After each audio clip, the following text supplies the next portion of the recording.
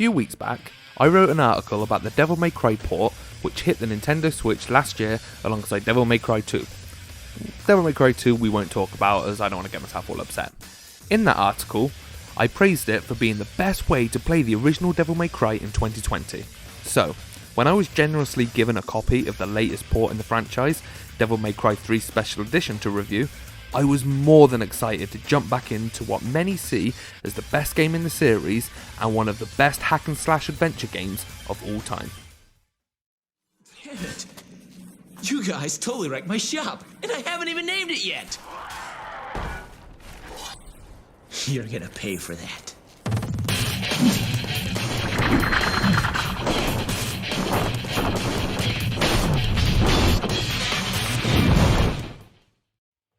As you likely already know, Devil May Cry 3 acts as a prequel to the first game and heavily revolves around Dante's relationship with his brother Virgil. Even though this bad boy is 15 years old now, I'm not going to spoil anything, just in case there are people out there who are jumping into this for the first time now that it's available on the Switch.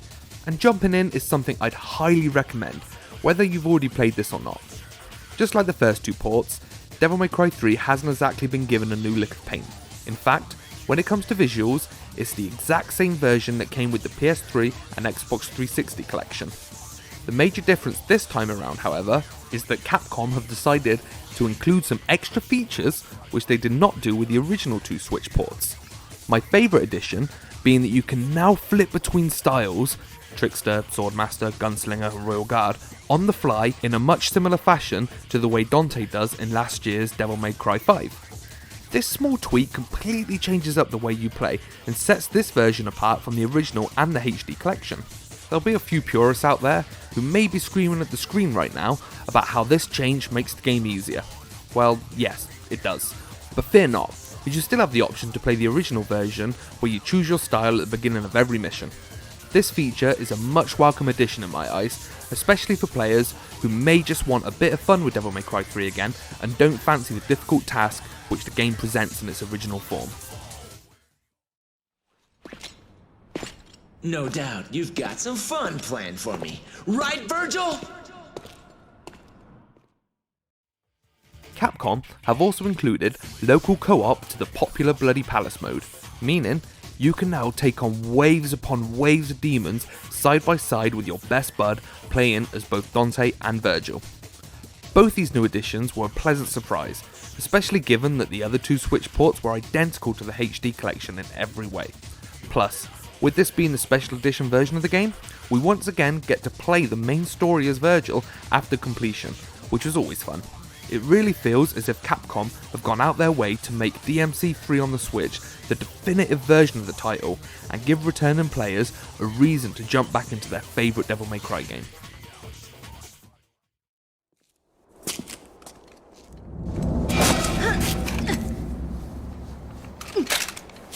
Well, this is my kind of rain.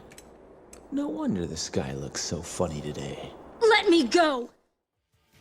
As I touched on earlier, the visuals haven't really been altered from the last time we saw Devil May Cry 3, which some may see as a disappointment, but it really didn't bother me. Let's be honest, the main appeal to these games being ported to the Switch is the novelty of taking Dante on the go in handheld mode. Once the game is shrunken down to a smaller screen, these remastered PS2 era graphics really aren't too offensive, and actually look pretty good on most levels. The way the camera is usually close in on the action also plays to the benefit of playing handheld, even if the often fixed camera can sometimes cause some frustration.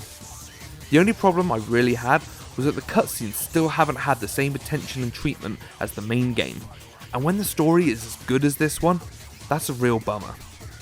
The controls for the most part hold up really well. The smaller buttons on the Switch don't take anything away from DMC3's incredible gameplay. The mechanics are still on par with most modern action games, and I had just as much, if not more fun playing this than I did with Devil May Cry 5 on the beefier consoles last year. The only issue I ran into was when fighting bosses or getting into a really intense fight, having to quickly bash as many buttons as possible at some pace would start to cause a fair bit of cramp when playing handheld, though this was something that would only crop up after lengthy periods of play, and it's pretty much expected. Ooh, I love a fast woman. Shut up! If Devil May Cry 3 Special Edition was just a like-for-like version of the HD collection, then I'd still be happy. As I've said before about the first two ports, the smaller screen and the ability to take Dante on the go makes this the most satisfying way to play these older PS2 games in 2020. But the fact that Capcom have included a fun co-op mode to Bloody Palace, as well as a welcomed addition to switch styles on the fly, makes this more than a port. It makes Devil May Cry 3 on the Nintendo Switch the best version of the game to date, and gives new and old players alike a damn good reason to pick up Ebony and Ivory and go kill some demons. The care and attention that Capcom have put into this has made me excited for DMC's future on the Switch, and I can't wait to see what happens next. Will we finally see Dante appear in Super Smash Bros? Will we get ports for the later DMC titles? I'm praying to Sparta for this one to happen. Or is Capcom just going to go out in style when it comes to the Switch? Only time will tell. Until then, I give Devil May Cry 3 Special Edition on the Nintendo Switch 9 out of 10. Well, that's a switch. Just go. I don't care anymore. Thank you for watching. If you've enjoyed this review, make sure to check out our other videos right here on Respawning's YouTube channel. And for all the latest news and reviews, make sure to check out respawning.co.uk. Have you had a chance to play Devil May Cry on the Switch yet? Let us know in the comments below. And until next time, I've been Mikey. Take care.